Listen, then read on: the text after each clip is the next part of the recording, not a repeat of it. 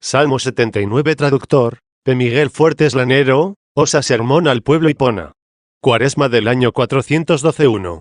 V.1. No hay muchas cosas en este salmo que presenten dificultad a mis palabras, ni al oyente atento ofrezcan obstáculos para ser comprendido. Por lo tanto, con el auxilio del Señor, y animados por el gusto de oír y ver lo que ya había sido profetizado y anunciado, como personas instruidas en la escuela de Cristo, debemos pasar deprisa por las partes que son fáciles de entender, porque si las difíciles exigen una explicación, a las fáciles les basta con la simple lectura. Se canta en este salmo sobre la venida de nuestro Señor y Salvador Jesucristo, y de su viña. Y el que aquí canta es aquel Asaf, según parece, iluminado y renovado, cuyo nombre, como ya sabéis, significa sinagoga. El título del salmo es, hasta el fin, a favor de aquellos que serán cambiados. Sin duda para mejor, puesto que Cristo es el fin de la ley 1, y para eso vino, para cambiarnos y hacernos mejores. Y añade, testimonio del mismo Asaf. Magnífico testimonio de la verdad. En fin, este testimonio es de Cristo y de la viña, que equivale a la cabeza y al cuerpo, al rey y al pueblo, al pastor y al rebaño, y al misterio entero de todas las escrituras, que son Cristo y la Iglesia. Concluye así el título del Salmo, a favor de los asirios. Asirios significa, ¿los dirigentes? Que no exista una generación que no haya dirigido al bien su corazón 2, sino que hay una generación que ya lo está enderezando. Oigamos, pues, ¿qué dice en este testimonio? 2. V.2. Tú que pastoreas a Israel, escucha. ¿Qué significa, tú que pastoreas a Israel, escucha? Tú que guías como ovejas a José. Se lo invoca, se lo espera, se desea que venga. Que encuentre, por tanto, dirigentes, tú que conduces como ovejas a José, al mismo José como a las ovejas. José mismo es un rebaño y una oveja. Hemos oído el nombre de José, y el significado de su nombre puede ayudar mucho, ya que significa crecimiento, y por eso vino él, para que, muerto el grano, el fruto se multiplique, es decir, para que aumentase el pueblo de Dios. Sin embargo, recordad lo que ya sabéis que le aconteció a José, que fue vendido por sus hermanos, que fue deshonrado por los suyos y exaltado por los extranjeros 3, y así entenderéis en qué rebaño debemos situarnos, junto con aquellos que ya dirigen al bien su corazón, para que la piedra rechazada por los constructores, venga a ser la piedra angular 4, uniendo las dos paredes que proceden de diversas direcciones, pero coinciden en el mismo ángulo. Tú que te sientas sobre querubines. Los querubines son el trono de la gloria de Dios, y significan la plenitud de la ciencia. Aunque, como sabemos, los querubines son los sublimes poderes y las virtudes de los cielos.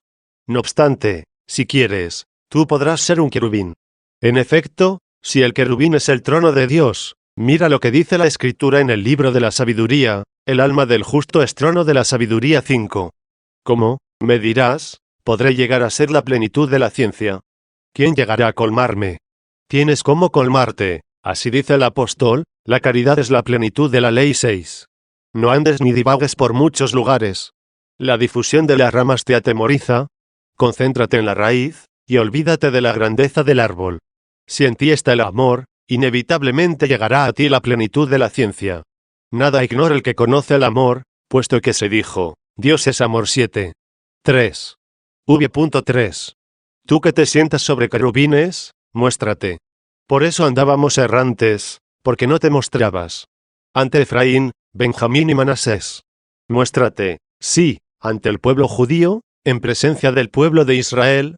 Allí está Efraín, allí Manasés, y allí está Benjamín. Pero veamos el significado de estos nombres. Efraín significa fructificación. Benjamín, el hijo de la derecha. Manasés, olvidado.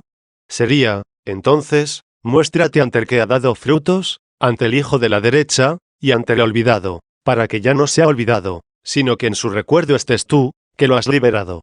Porque si los gentiles han de acordarse, y se convertirán al Señor todos los confines de la tierra 8, el pueblo descendiente de Abraham, no va a tener su propia pared, que confluya gozosamente en el ángulo, cuando está escrito, los restantes serán salvados. 9. Despierta tu poder. Pues eras débil, cuando se decía, si es el Hijo de Dios, que baje de la cruz 10. Parecías totalmente impotente. Contra ti prevaleció el perseguidor, como ya habías prefigurado mucho antes, cuando el mismo Jacob, un hombre, venció en la lucha contra el ángel.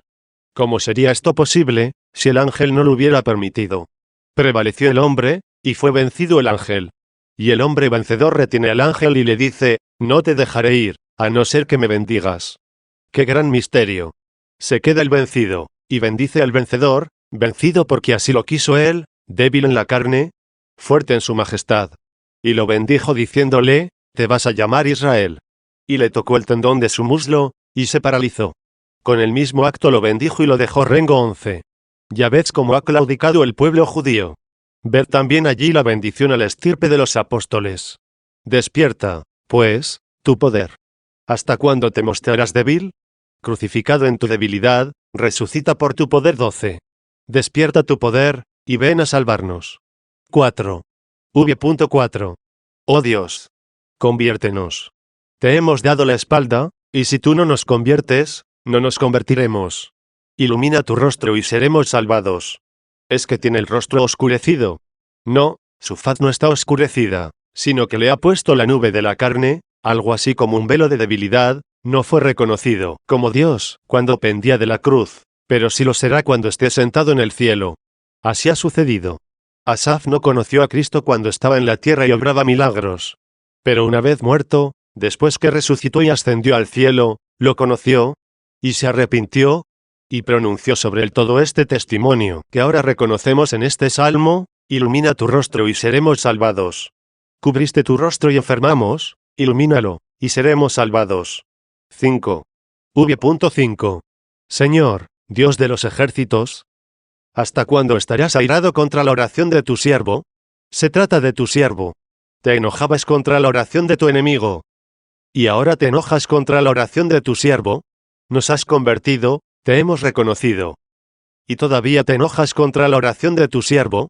Sí, te enojas, pero como un padre que corrige, no como un juez que condena. Cierto que te enojas, porque está escrito, hijo, si te has puesto al servicio de Dios, permanece firme en la justicia y el temor, y prepara tu alma para la tentación 13. No pienses que ya pasó la ira de Dios porque te convertiste.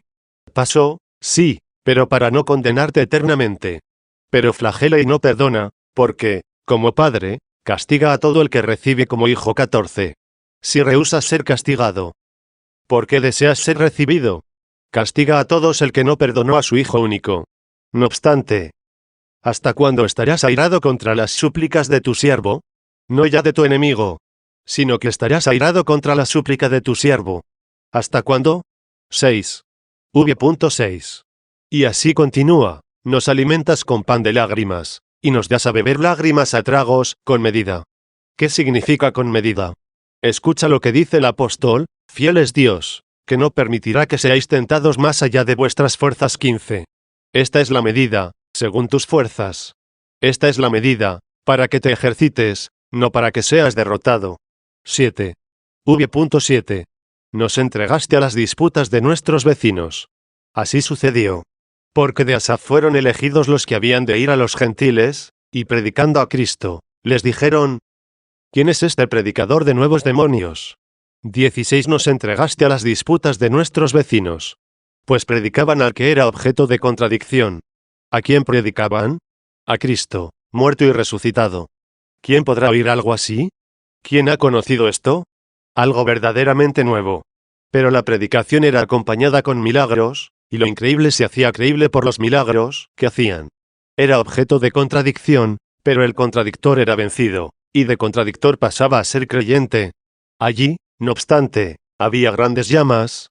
Allí estaban los mártires, los alimentados con el pan de lágrimas, los que habían bebido lágrimas a tragos, pero con medida, no más allá de lo que podían soportar, para que después de la medida de lágrimas, le siguiera la corona de los gozos.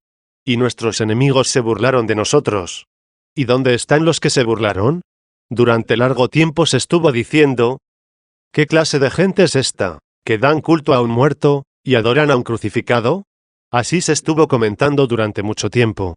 Pero, ¿dónde están ahora las mofas de los que se burlaban? ¿Acaso los que nos contradicen no huyen ahora a las cavernas, para no ser vistos? Y nuestros enemigos se burlaron de nosotros. 8. V.8-9. Pero mirad lo que sigue. Señor, Dios de los ejércitos, Conviértenos. Muéstranos tu rostro y seremos salvados. Trasplantaste una viña de Egipto, arrojaste a los gentiles y la plantaste allá. Lo sabemos, así ha sucedido. ¿Cuántas naciones fueron expulsadas? Los amorreos, los ceteos, los jebuseos, los gergeseos y los heveos. Habiendo sido estos arrojados y derrotados, fue introducido el pueblo liberado de Egipto en la tierra de promisión. Hemos oído de dónde fue sacada la viña y a dónde fue plantada.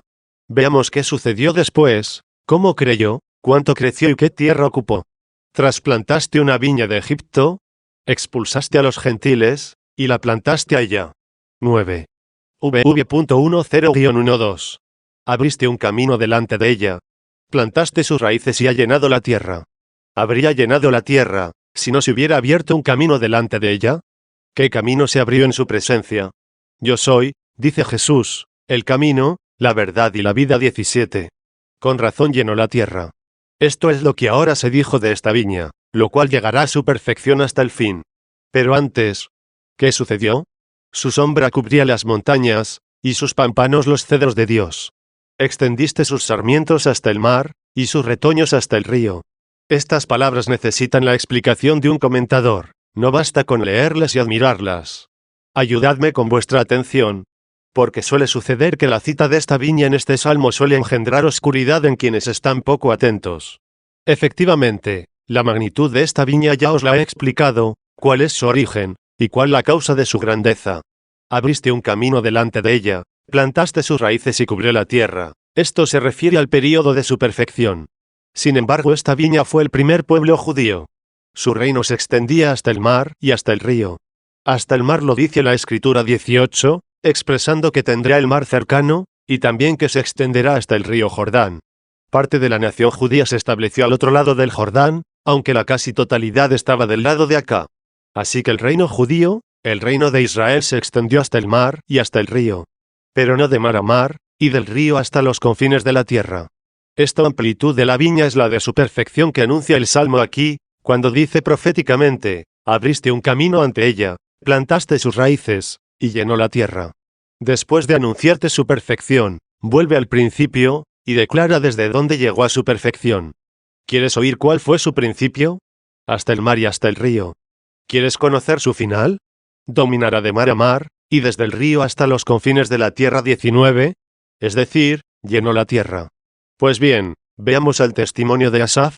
¿Qué es lo que se hizo de la primera viña? ¿Y qué ha de esperarse de la segunda viña? Mejor dicho, de la misma viña, ya que es la misma, no otra. De ella, de los judíos, ha salido Cristo, la salvación. 20. De ella, los apóstoles, de ahí los primeros creyentes, y los que ponían a los pies de los apóstoles el precio de sus posesiones. 21. De aquí salieron todos estos. Y si algunos de los ramos se desgajaron, fue por su incredulidad, pero tú, oh pueblo de los gentiles, permanece firme en la fe, no te engrías, sino teme, porque si Dios no perdonó a los ramos naturales, tampoco a ti te perdonará. Y si tú levantas la testud, sábete que no eres tú quien sostiene la raíz, sino que la raíz te sostiene a ti. 22. Y entonces, la viña, ante la cual se abrió un camino, para que llenara la tierra, ¿dónde estaba antes? Su sombra cubría las montañas. ¿Quiénes son las montañas? Los profetas. ¿Por qué los cubrió su sombra? Porque dijeron veladamente las cosas futuras que anunciaban. Tú oyes decir a los profetas, observa el sábado, en el 8º día circuncida al niño, ofrece sacrificios de carneros, de becerros y de machos cabríos, no camines en el día del sábado, cubriéronse de sombra los montes de Dios. Después de la sombra vendrá la manifestación. Y sus pámpanos los cedros de Dios, es decir, los pámpanos cubrieron los cedros de Dios, altísimos, pero de Dios. Pues hay cedros que simbolizan a los soberbios, que hay que abatir. Esta viña, creciendo, cubrió los cedros del Líbano, las cumbres del mundo y los montes de Dios, es decir, todos los santos profetas y patriarcas. 10. V.13. Pero, ¿hasta dónde extendiste sus pámpanos? Hasta el mar, y hasta el río sus sarmientos. ¿Y después? ¿Qué? ¿Por qué has derribado su cerca? Ya habéis destruida la nación judía. ¿Lo habéis oído ya en otro salmo? Con hachas y con mazas la han derribado. 23. ¿Cómo habría podido suceder esto? si no hubiera sido derribada su cerca. ¿Y cuál es su cerca? Su fortificación, su baluarte. Pero ella se alzó soberbia contra el que la había plantado. Los viñadores maltrataron, flagelaron y asesinaron a los criados que les fueron enviados a cobrar los frutos. Vino también el hijo único, y se dijeron los viñadores, este es el heredero, venid, matémoslo y quedémonos con su herencia. Lo mataron, y lo arrojaron fuera de la viña. 24. Arrojado afuera, consolidó más el dominio de donde había sido expulsado. Así amenaza por el profeta Isaías, derruiré su cerca. ¿Por qué? Estuve esperando que produjera uvas, y produjo espinas. Esperé de allí el fruto, y encontré el pecado. ¿Por qué te preguntas? Oh Asaf, ¿por qué has derribado su cerca? ¿Es que tú no sabes por qué? Responde Isaías, esperé que hiciese justicia, y lo que hizo fue iniquidad. 25. Como no iba a ser destruida su cerca. Al ser destruida, vinieron los gentiles, invadieron la viña y asolaron el reino de los judíos. Es esto lo primero que lamenta, pero no sin esperanza. Pues ya habla sobre el encauzamiento del corazón, es decir, el salmo canta a favor de los asirios, de los dirigentes. ¿Por qué has derribado su cerca, y la vendimian todos los transeúntes? ¿Qué significan, los transeúntes? Los que dominan temporalmente. 11. V.14. La ha devastado un jabalí de la selva. ¿Qué nos quiere decir jabalí de la selva? Los judíos reprueban al puerco, y en él simbolizan la impureza de los gentiles. La nación judía fue destruida por los gentiles, pero el rey que la destruyó no fue solo un inmundo puerco, sino un jabalí. Pues, ¿qué es el jabalí, sino un puerco feroz, un puerco soberbio? La ha devastado un jabalí de la selva.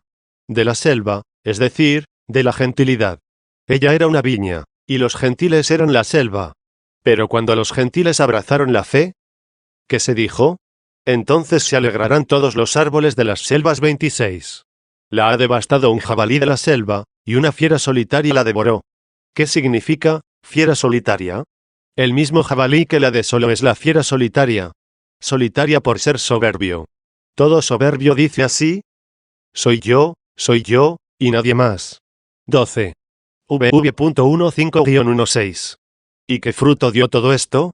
Dios de los ejércitos, vuélvete.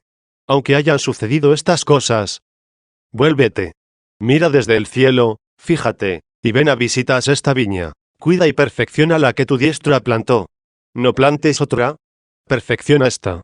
Porque ella es la descendencia de Abraham, es la descendencia en la que serán benditas todas las generaciones. 27. Ahí está la raíz que sostiene el acebuche injertado. Lleva a la perfección esta viña, que tu diestra plantó. Pero, ¿dónde la perfeccionará?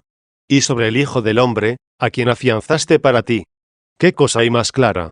Porque esperáis todavía que, discutiendo, aclaremos, y no, más bien, que admirando exclamemos junto con vosotros: perfecciona esta viña que tu diestra plantó, y perfecciónala sobre el Hijo del Hombre.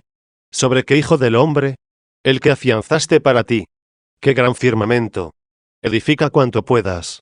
Pues nadie puede poner otro cimiento fuera de aquel que ya está puesto, Jesucristo. 28. 13. V.17. Lo inflamado por el fuego, y lo que han talado perecerá por la amenaza de tu rostro. ¿Cuáles son las cosas inflamadas por el fuego y las taladas, que perecerán por la amenaza de tu rostro? Tratemos de entender qué cosas están incendiadas, y cuáles taladas. ¿Qué fue lo que Cristo reprochó? Los pecados, por la reprensión de su rostro, se desvanecieron. ¿Y por qué los pecados son las cosas ardientes al fuego, y las taladas? Todos los pecados producen dos efectos en el hombre, la pasión y el temor. Pensad, discutid, preguntad a vuestros corazones. Escudriñad vuestras conciencias, mirad a ver si puede haber pecados que no estén acompañados de la pasión o del temor. Para que peques se te ofrece una, digamos, recompensa, es decir, algo que te deleita. Lo haces porque te apetece. Pero tal vez no te seduce esa recompensa, sino que estás temeroso por las amenazas. Lo haces porque tienes miedo. Alguien, por ejemplo, te quiere corromper para que des un falso testimonio. Son innumerables las situaciones, pero os presento los casos más claros, y de ellos podéis deducir los demás. Tú has escuchado a Dios, y te dijiste en tu intimidad: ¿de qué le sirve al hombre ganar el mundo entero, si arruina su vida? 29. No me dejo llevar por el premio. No me mueve el incentivo de la dádiva a perder mi vida por la ganancia de un dinero. He aquí cómo te hace sentir el miedo. El que no pudo corromperte con una recompensa, empieza a amenazarte con algún daño, el rechazo, la tortura, y quizá la muerte. Si en este caso la pasión no logró vencerte, tal vez consiga el temor que peques. Si recordaste el pasaje de la Escritura contra la codicia, ¿de qué le sirve al hombre ganar todo el mundo si arruina su vida? Recuerda también contra el temor este otro testimonio: no temáis a los que matan el cuerpo, pero no pueden matar el alma. 30. Todo el que quiera matarte, podrá hacerlo en cuanto al cuerpo, pero no en cuanto al alma. Tu alma no muere si tú no quieres matarla. Que la ajena maldad eche a perder tu cuerpo, mientras la verdad conserve tu alma. Si te apartas de la verdad, ¿qué mayor mal te podrá hacer tu enemigo del que tú mismo te haces? El enemigo, furioso, puede matar tu cuerpo, pero tú, con un falso testimonio, matas tu alma. Escucha la Escritura: la boca que miente mata el alma. 31. Así pues, hermanos míos, el amor y el temor llevan a toda buena obra y a todo pecado. Para obrar bien, amas a Dios y temes a Dios. Para obrar mal, amas al mundo y temes el mundo. Diríjanse estas dos cosas al bien. Amabas la tierra, ama ahora la vida eterna. Temías la muerte, teme el infierno. Por mucho que te hubiera prometido el mundo, cuando eras malo, ¿te podrá dar, acaso, cuánto te va a dar Dios, siendo tú bueno? Y por más que te amenace el mundo, siendo tú justo, ¿te podrá causar más daño, si eres perverso, que el mal que te reserva Dios? ¿Quieres ver lo que te va a dar Dios si vives con justicia? Venid, benditos de mi Padre, recibid el reino que os está preparado desde el principio del mundo. ¿Y quieres saber lo que hará con los malvados? Id al fuego eterno, que se preparó para el diablo y sus ángeles. 32. Con razón tú solo quieres que te vaya bien, puesto que en lo que amas, quieres que te vaya bien, y en lo que temes, no quieres que te vaya mal, pero no buscas el bien donde debe ser buscado. Te afanas, porque no quieres padecer pobreza, y quieres vivir cómodamente. Bueno es lo que quieres, pero soporta lo que no quieres para conseguir lo que quieres. Por lo tanto, el rostro de aquel que borra los pecados, ¿qué hará? ¿Cuáles son los pecados inflamados por el fuego y talados? ¿Qué había hecho tu amor malo? Había encendido como un fuego. ¿Y qué había hecho el mal temor? Había como cavado una fosa. El amor, en efecto, inflama. El temor humilla. Por eso los pecados del amor malo son talados o socavados. El temor bueno también humilla, lo mismo que inflama también el amor bueno, pero de distinta manera. El viñador, intercediendo para que no fuese arrancado el árbol que no daba frutos, dice: le cavaré a su alrededor, y echaré un cesto de abono. 33. El cavar simboliza la piadosa humildad, y el cesto de abono las obras de penitencia. Sobre el fuego del buen amor dice el Señor: vine a traer fuego a la tierra. 34. Enciéndanse con este fuego los fervorosos de espíritu, y los enardecidos en el amor a Dios y al prójimo. Por lo tanto, así como todas las obras buenas se ejecutan por el amor y el temor buenos, así también se cometen todos los pecados por el mal amor y el mal temor. Luego, inflamados por el fuego, y talados todos, a saber, los pecados, perecerán por la amenaza de tu rostro. 14. VV.18-20. Pon tu mano sobre el hombre de tu derecha, y sobre el hijo del hombre que te has afianzado. Y no nos apartaremos de ti. ¿Hasta cuándo siguieras siendo esta generación depravada y provocativa, sin enderezar al bien su corazón? 35. Que diga Asaf: se dé a conocer tu misericordia. Pórtate bien con tu viña, perfecciónala, porque la ceguera le vino a una parte de Israel, hasta que entré en la fe la totalidad de los gentiles, y así todo Israel se ha salvado. 36. Habiendo dado a conocer su rostro sobre el varón de tu derecha que tú fortaleciste, no nos separaremos de ti. ¿Hasta cuándo nos reprocharás?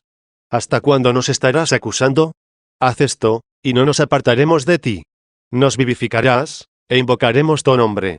Tú serás amable con nosotros, nos darás la vida. Primero amábamos la tierra, no a ti. Pero mortificaste nuestros miembros terrenos. 37. El Antiguo Testamento, al ofrecer promesas terrenas, parece aconsejar que no se adore a Dios gratuitamente, sino que se lo ame esperando algún don en la tierra. Pero dime, ¿qué amas, sin que no ames a Dios? Ama, si puedes, algo que Él no haya creado. Echa una mirada al universo con todas sus criaturas. Mira a ver si alguna de ellas te atrapa codiciosamente, hasta impedirte amar a Dios. Y fíjate a ver si no es algo creado por Él lo que precisamente te hace dejarlo a un lado. Porque amas esas cosas, sino porque son hermosas. Y podrán serlo tanto como el que las creó. Tú admiras todo esto porque a Él no lo ves. Ama en lo que ves a quien no ves. Pregúntale a la criatura. Si existe por sí misma, quédate en ella. Pero si es obra de Dios, únicamente es perjudicial a quien la ama, porque la antepone al Creador. ¿Por qué he dicho esto, hermanos? Por este versículo del Salmo, que estamos comentando. ¿Estaban muertos los que rendían culto a Dios únicamente para alcanzar algún beneficio según la carne? Pues el vivir según la carne es morir, como nos dice el apóstol 38, y muertos están los que no adoran a Dios gratuitamente, es decir, porque Él es bueno, no porque nos da los bienes que da también a los que no son buenos. ¿Quieres recibir dinero de Dios? También lo tiene el ladrón. ¿Quieres una esposa, muchos hijos, salud corporal, honores mundanos? Fíjate cuántos malvados también lo tienen. ¿Es esto lo único por lo que das culto a Dios? Tus pies han dado un resbalón, pues creías que adoras a Dios gratuitamente, cuando te fijas en aquellas cosas que tienen los que no le dan culto. 39. Todas esas cosas las concede también a los malos. Para los buenos, se reserva únicamente el mismo. Nos vivificarás, ya que estábamos muertos cuando nos apegábamos a las cosas terrenas. Estábamos muertos cuando llevábamos la imagen del hombre terreno. Nos vivificarás, nos renovarás, nos darás la vida del hombre interior. E invocaremos tu nombre, o sea, te amaremos. Tú serás el amado y dulce perdonador de nuestros pecados, tú serás el gran premio de los justificados. Oh Señor Dios de los ejércitos, vuélvete a nosotros. Muéstranos tu rostro y seremos salvados.